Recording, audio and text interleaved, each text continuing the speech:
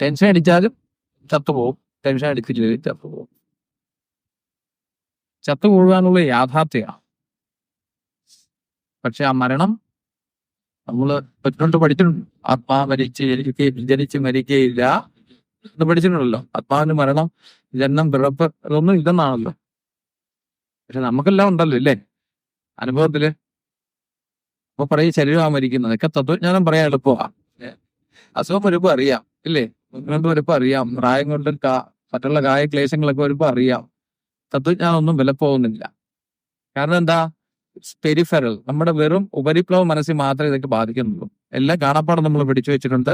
തത്ത പറയുന്ന പോലെ, തത്തമ്മയെ പൂച്ച ചോദിച്ചാന്ന് പറയുന്ന പോലെ നമ്മളെല്ലാം പുസ്തകങ്ങൾ വായിക്കുന്നു, മതഗ്രന്ഥങ്ങൾ വായിക്കുന്നു, അമ്പലത്തിൽ പോകുന്നു, പള്ളിയിൽ പോകുന്നു, മുട്ടിപ്പാട്ട് പ്രാർത്ഥിക്കുന്നു, 5 നേരം നിസ്കരിക്കുന്നു. ഇതൊന്നും കേട്ടാൽ സമാധാനമില്ല.